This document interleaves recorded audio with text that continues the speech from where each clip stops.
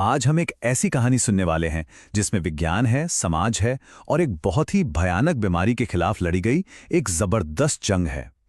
ये कहानी है एक ऐसे राक्षस को हराने की जिसने कभी पूरी दुनिया को अपने खौफ में जकड़ रखा था। तो चलिए इस सफर की शुरुआत करते हैं। जरा सोचिए, एक ऐसा वक्त था जब गर्मियां, जो मौज मस्ती और छुट्टियों का समय होता है, वही माता पिता के लिए सबसे बड़े डर का मौसम बन जाता था।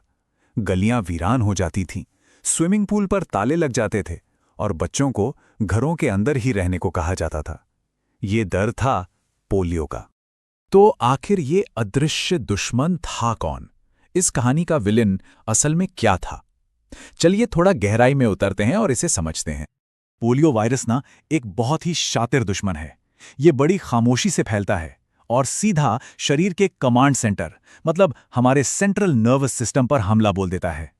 कई बार तो इसके कोई खास लक्षण भी नहीं दिखते, पर जब ये अपना असली रंग दिखाता है तो भारी तबाही मचा सकता है।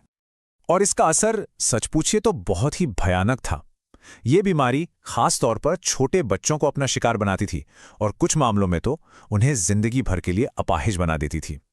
सबसे खराब केस में ये सांस लेने वाली मांसपेशियों को ही जाम कर देती थी, जिसके बाद मरीजों को अपनी बाकी की जिंदगी आयरन लंग नाम की बड़ी बड़ी मशीनों के अंदर गुजारनी पड़ती थी। लेकिन कहते हैं ना, हर कहानी का एक हीरो होता है। इस लड़ाई में भी एक ऐसे हीरो सामने आए जिनके बारे में किसी ने सोचा भी नहीं था। एक ऐसा इंसान जिसका अपना दर्द इस बीमारी के खिलाफ एक पूरे देश का आंदोलन बन गया। हम बात कर रहे हैं फ्रैंकलिन डी रूजवेल्ट की, जिन्हें FDR भी कहा जाता है। 1921 में सिर्फ 39 साल की उम्र में उन्हें लकवा मार गया, पर उन्होंने हिम्मत नहीं हारी। जब वो 1933 में अमेरिका के प्रेसिडेंट बने तो उन्होंने अपनी पूरी ताकत इस बीमारी को हराने में लगा दी और फिर 1938 में उन्होंने उस फाउंडेशन को बनाया जिसने इस जंग का नक्शा ही बदल दिया।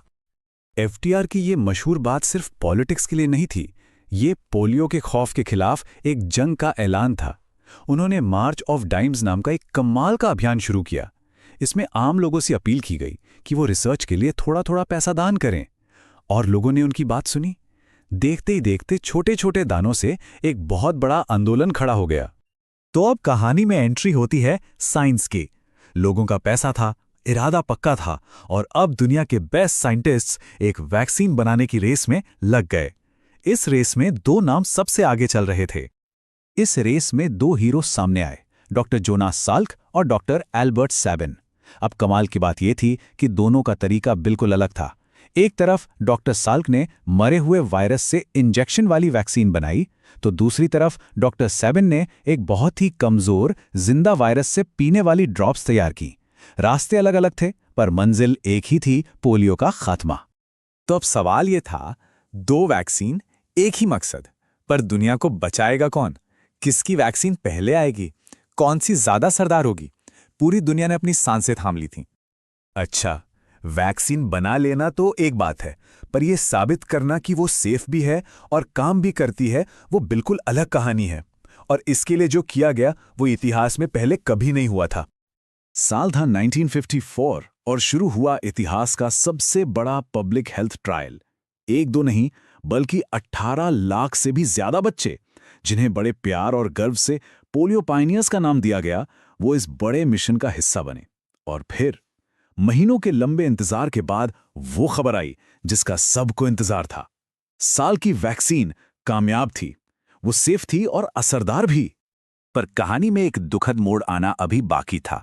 जश्न के बीच एक कंपनी की भयानक गलती की वजह से वैक्सीन का एक बैच खराब बन गया।